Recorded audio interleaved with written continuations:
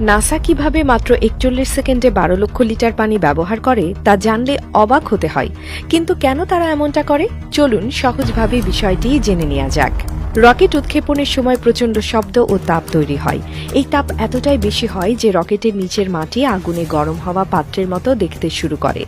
এমনকি এই তাপ মাটিকে ক্ষতিগ্রস্ত করতে পারে এবং আশপাশের স্থাপনাগুলোরও ক্ষতি করতে পারে। তাছাড়া রকেটের নির্গত শব্দ ভয়াবহ। এই শব্দ এত জোরে হয় যে মানুষের কানেও এর প্রভাব পড়তে পারে এবং আশেপাশের এলাকার ভবনগুলো কেঁপে উঠতে পারে। তাই এই সমস্যাগুলো সমাধানের জন্য নাসা একটি বিশেষ ব্যবস্থা নিয়েছে। এই ব্যবস্থার নাম সাউন্ড সাপ্রেশন সিস্টেম। এই সিস্টেমে রকেট উৎক্ষেপণের সময় একটি বিশাল ফোয়ারার মাধ্যমে প্রচুর পরিমাণ পানি রকেটের নিচে ছেড়ে দেওয়া হয়। এই পানির মূল কাজ হল রকেট থেকে নির্গত শব্দ তরঙ্গ শোষণ করা এবং তাপকে ঠান্ডা করা। যখন রকেট উৎক্ষেপণ হয় তখন প্রচণ্ড শব্দ ও তাপ নির্গত হয় যা মাটির তাপমাত্রা অস্বাভাবিকভাবে বাড়িয়ে তোলে। এই পানি প্রবাহ সেই তাপকে দ্রুত ঠান্ডা করে দেয় এবং শব্দের প্রভাব কমিয়ে আনে।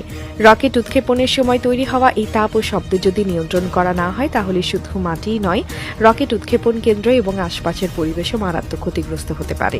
তাই নাসা এই পানির ব্যবস্থাটি করেছে যাতে রকেট উৎক্ষেপণ আরও নিরাপদ হয় এবং রকেটের আশেপাশে থাকা যন্ত্রপাতি, মাটি, ভবন ও কর্মীরা সুরক্ষিত থাকে।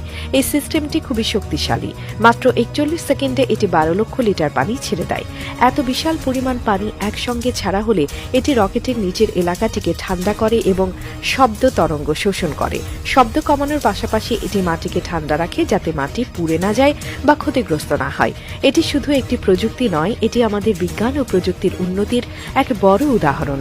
নাসার এই সিস্টেম দেখায় কিভাবে বিজ্ঞান মানুষকে নিরাপদ এবং উন্নত ভবিষ্যতের দিকে এগিয়ে নিয়ে যেতে সাহায্য করছে। প্রতিটি রকেট উৎক্ষেপণের সময় এই পানির ফোয়ারা সক্রিয় হয়ে একটি গুরুত্বপূর্ণ কাজ করে।